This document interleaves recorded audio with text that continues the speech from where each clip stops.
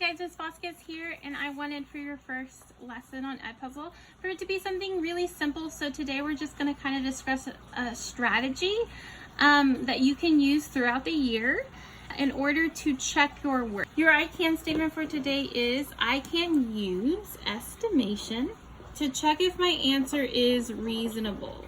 What I mean by reasonable is, are you close to the actual answer? There are so many different ways you can actually do it. You can estimate by making your number a lower number. You can estimate by making your number a higher number. But when you are doing this, you need to remember that the less you change your numbers, the closer it is to the actual answer. What I mean by that is when you're using estimation, you're gonna change your numbers into what we call friendly numbers. When you're creating those friendly numbers, if you're changing your number to something that's so far away from where that number actually is, then you're going to have different estimate than what your actual answer is.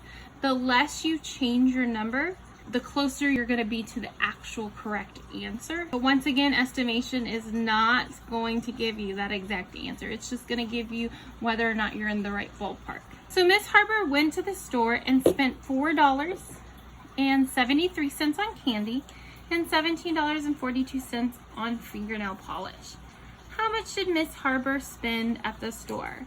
So in order to solve this problem, the first thing I'm going to do is I have to figure out what is even happening in this problem. What's the operation? Well, I know that when I spend money at the store and I have two different items in cost, I'm probably going to be adding those items together in order to find the total, because I want to find how much is the total that she spent at the store, not just those individual items separated. So to do that, I know total means I'm going to be finding the answer to an addition problem. So I'm going to go ahead and write that out. So I know I have $17.42. Check that off. I have $4.73, and I can go ahead and check that off. And I'm going to be adding that together. If you would like, you can make sure that you have the same amount of digits by adding a placeholder 0. It doesn't change that $4.73. It actually stays the same, but it can help you not make errors when you're solving your math. So I'm going to go ahead and solve this, and I know 3 and 2 make 5. I know 7 and 4 make 11, carry my 1. The decimal is going to go straight down since we've lined up those decimals. And 7 and 4, once again, that's 11, plus this 1 that was carried over will make 12. Carry over another 1. And so I have 1 and 1. Cross it out, that makes 2. So my answer to my actual is that Miss Harbor spent $22.15. I always like to see that whenever you're solving a problem, you're not just giving me a number, you're actually giving me the answer to the question. How much did Miss Harbor spend at the store? Miss Harbor spent $22.15. So whenever you finally get that number answer, I want you to tell me, what does that 22 and 1500s actually represent? Does it represent money? Does it represent inches? I would like it to be a sentence labeled so I know that you understand what that number represents.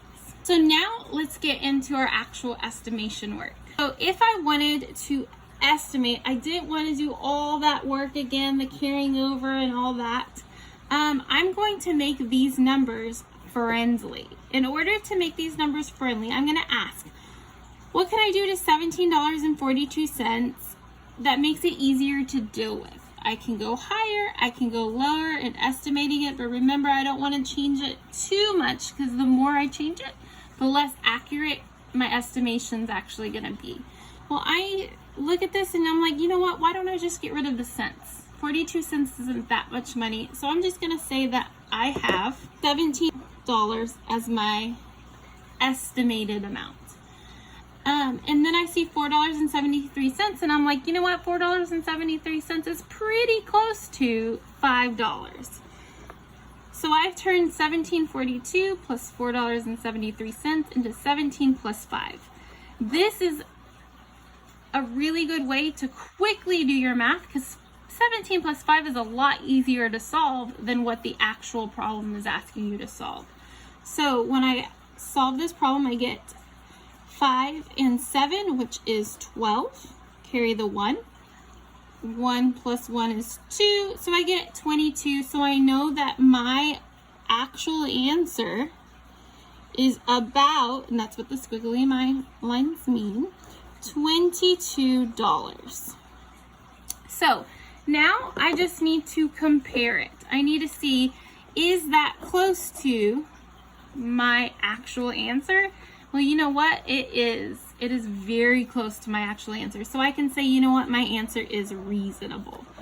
If I was taking a test and it was open-ended, then I would definitely feel comfortable and confident that I got this question correct. So what I'm going to actually have you do is, for the next question, I'm going to go ahead and read it, and I want you to try to solve this on your own, and then I'm going to start this up again so you can see the solution and you can check your work. So, guided practice. Miss Vasquez had $5 change in her pocket when she walked to the store. When she got to the store, she discovered she had lost 83 cents because of a hole she hadn't noticed. How much money is left for Miss Vasquez to spend? Okay, so I know that when I'm reading through this, I see that they have a lot of numbers written as words. So I'm going to go through, and if I see a number written as a word, I'm going to convert that into how I know it really is. So I see $5, so I'm going to scratch that out, and I'm actually going to write how I would write $5. Okay, change in her pocket. When she got the score, she discovered that she had lost 83 cents. Well, I know it's not $83. I know it's 83 cents, so it's behind the decimal. So I'm going to go ahead and write that as a decimal. So now that I've done that, I know that I see some key words here, like how much money is left. I know that she lost the money. So whenever I have money and I'm losing money, I know that's subtraction. So this is a subtraction problem. So I'm just going to write subtraction right there. And I'm going to set this problem up. I had $5 when I was walking to the store. I'm going to take away 83 cents, $0.83. And now I'm going to go ahead and I'm going to solve. So I know that I can't take 3 away from 0. So that means I'm going to need to borrow from the next place value. And the same thing happens again. So when I borrow from the 5, it becomes a 4, which turns this to a 10. However, I'm borrowing from it, so I'm going to write 9, carry that over to the next place value, which means this becomes a 10. So 10 minus 3 is 7. 9 minus 8 is 1. I'm going to drop that decimal straight down. And then 4 minus 0 is 4. So my answer is that Miss Vasquez has $4.17 left. So what I would like you to do is I want you to set up your problem however you would like. And I want you to figure out, is my answer reasonable? So you're going to estimate using the same numbers and turning them into friendly numbers that you can quickly solve. Okay, so there's multiple ways you can do this. Like I said before, I'm going to do this as simple as possible in my brain. And I see that I have $5, and you know what? $5 is really easy to work with. So I don't really want to change that too much, because the less I change my number, the closer I am to my actual answer. So I'm going to leave $5 as it is. I'm going to leave it alone. But you know what? I know that 83 cents is really close to $1. So I'm actually going to make that a higher number. Not by much, and I'm going to go ahead and make that hop on over to a whole dollar. that I'm taking away. Now I can solve this problem, and it's so fast to solve. I know if I have $5 and I take away $1, I am left with $4. So I know that my answer should be around or about $4. Well, when I look at my actual answer, it's $4.17. That is pretty close. So I can say, you know what? My answer is reasonable. It is probably correct. Okay, I would like for you to try this one on your own. Go ahead, and I'm going to read it to you. And then after, I'll solve it and you can check your work. You try. Some of the 5th grade teachers were buying hand sanitizer for their classroom. The table below shows what each teacher spent on sanitizer. Miss Love calculated how much the 3 teachers spent and got $302.10.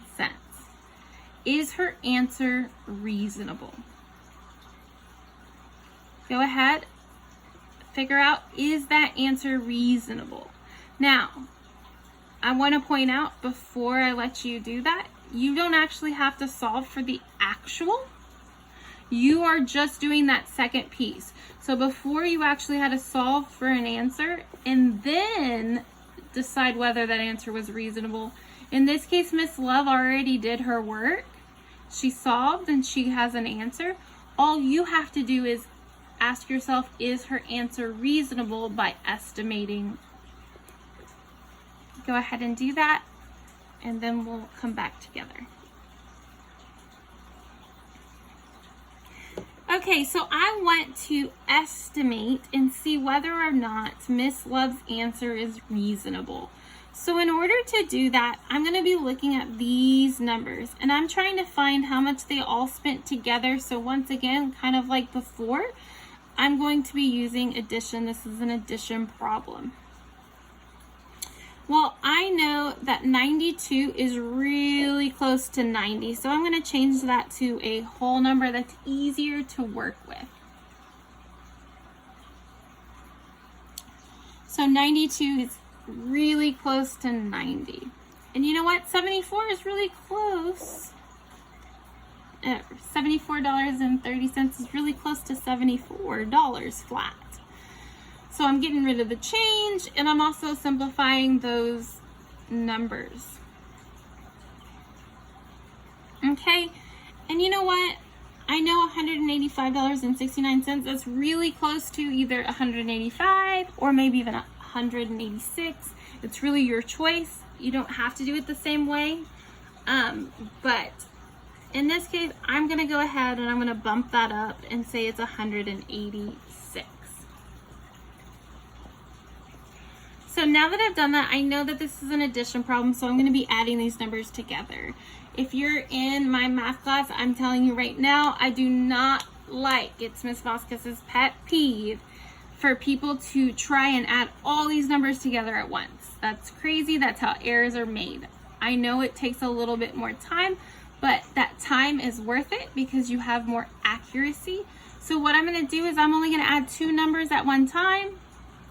And then after I've added these 2 numbers, I'm going to go ahead and add the next number as well. And I'll just check off as I add them together to make sure that I've worked out the whole problem. So the first thing I'm going to add together is 90 and 74. Check that one off, check that one off. I've used those numbers. So that's a 4, 9, and 7 makes 16. So now I'm going to take that 164 and I'm going to add it to the 186. So now I've checked all 3 teachers' money spent. When I do this, 6 plus 4 is 10, carry the 1. 8 plus 6 is 14, plus 1 makes 15, carry the 1. And 1 plus 1 is 2, plus 1 more is 3. So I get 350. Now, 350 is a number. That doesn't tell me what it is, but I know that when I'm looking at this problem, I'm talking about money spent. So I can say that the teacher spent about $350. So, is Miss Love's answer $302.10 reasonable? Well, that's pretty far away. You having 300 versus 350, $50 almost difference there is a huge difference. So I would say this one's probably not reasonable. So my answer would probably be no. It may be reasonable, but maybe I just changed my estimate a little too much, so it's further from the actual answer. The only way to be sure is to go back and check my work again, trying another estimate way. But typically I wouldn't necessarily trust this answer. I would have to go back and check my work. So I would say, is her answer reasonable? No. Miss Love needs to check her work.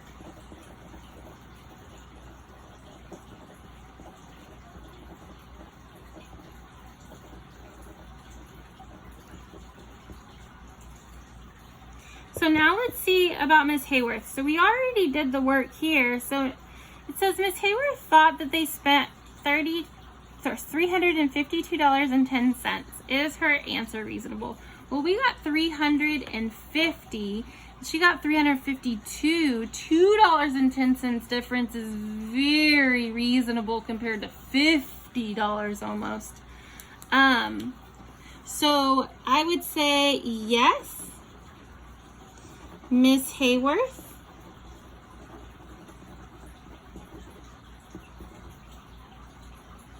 answer is reasonable. It is very accurate. It is very close to what I got from my actual answer